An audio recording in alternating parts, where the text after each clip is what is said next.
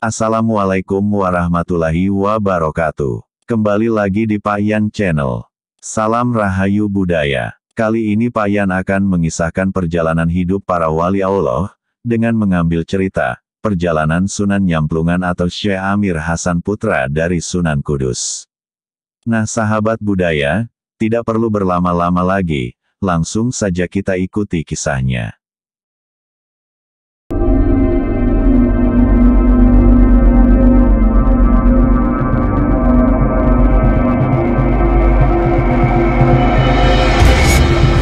Sebelum melanjutkan kisah ini, Pak Yan ingatkan jangan lupa aktifkan tombol subscribe dan loncengnya untuk mendukung, agar channel Pak Yan bisa berkembang.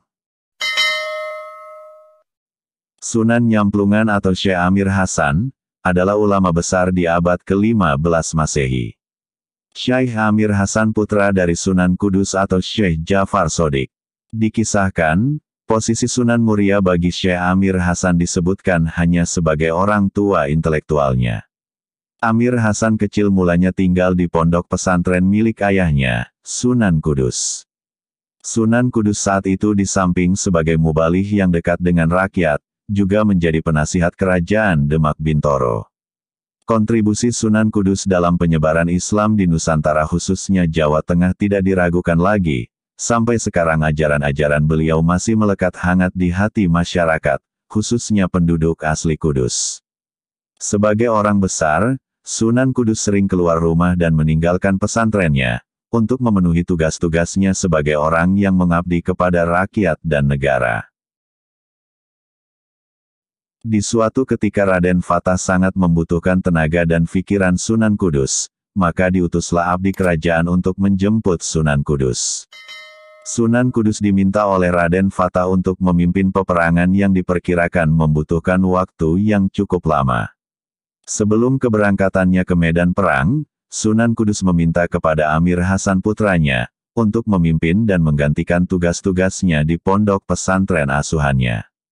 Sejak itu Amir Hasan muda berperan sebagai pengasuh pesantren, namun ternyata pelajaran-pelajaran yang diberikan Amir Hasan kepada santri-santrinya tidak sesuai dengan yang diharapkan Sunan Kudus. Santri-santri Sunan Kudus diberi pelajaran yang secara lahiriah, tidak memiliki keterkaitan dengan ilmu-ilmu agama seperti apa yang diajarkan Sunan Kudus, akan tetapi diberi pelajaran kesenian seperti gamelan. Ketika Sunan Kudus kembali dari tugasnya, dan mengetahui tindakan putranya dalam mengasuh dan memberi ajaran kepada santri-santrinya, Sunan Kudus selanjutnya meminta putranya, Amir Hasan untuk tidak mengajar lagi dan menyuruhnya untuk meninggalkan rumah. Lalu Amir Hasan pergi berkelana, dan pada akhirnya sampailah ke rumah bibinya yang menjadi istri dari Sunan Muria. Sejak itulah Amir Hasan tinggal bersama Sunan Muria yang tinggal di puncak Gunung Muria. Selama tinggal di puncak Gunung Muria, Amir Hasan belajar ilmu agama dan kanuragan atau bela diri kepada Sunan Muria. Ketika ilmu Amir Hasan dipandang sudah cukup, Amir Hasan diperintahkan oleh Sunan Muria untuk menyebarkan agama Islam di wilayah sekitar Muria. Dengan ditemani oleh 2 orang murid Sunan Muria, kemudian Amir Hasan pergi ke ujung pulau. Ujung pulau dalam bahasa Jawa dinamakan dengan Ujung Poro, dan di kemudian hari wilayah ini disebut dengan Jeporo atau Jepara, diambil dari kata Ujung Poro. Setelah sampai di Jepara, Amir Hasan melihat sebuah tempat yang terlihat sangat kecil dari pandangannya, dalam bahasa Jawa disebut dengan kremun-kremun. Dan yang akhirnya pulau yang terlihat kremun-kremun ini dinamakan dengan Karimun Jawa. Amir Hasan bersama kedua pengikutnya tersebut, lalu membuat perahu. Setelah perahu yang dibuat telah jadi maka Amir Hasan dan kedua pengikutnya menyeberang laut menuju Pulau Kremun-Kremun. Sesampainya di Pulau Kremun-Kremun atau Karimun Jawa, Amir Hasan langsung disambut oleh beberapa bajak laut. Saat itu Karimun Jawa menjadi wilayah ganas, yang dihuni oleh kelompok bajak laut yang tidak mengenal belas kasihan terhadap sesama. Amir Hasan mengucapkan salam kepada bajak laut, tapi tidak dijawab. Bajak laut lalu menginterogasi Amir Hasan datang ke pulau ini dan menantangnya untuk bertarung. Semula Amir Hasan tidak mau melayani tantangan bajak laut itu, akan tetapi bajak laut tersebut terus mendesak.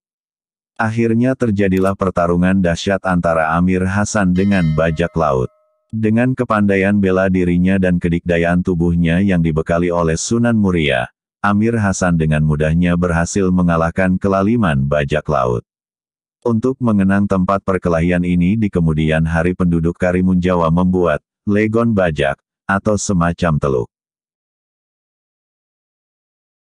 Hingga dalam sekejap saja Amir Hasan langsung dikenal masyarakat di pulau tersebut. Di Karimun Jawa Amir Hasan dengan kepribadiannya yang luas dan cerdas, lalu mengajarkan Islam kepada masyarakat melalui kesenian-kesenian lokal yang bermuatan ajaran-ajaran Islam. Islam yang diperkenalkan Amir Hasan, bukan Islam yang menjadikan masyarakat takut, akan tapi Islam yang memberi kenyamanan dan kerukunan bagi semua.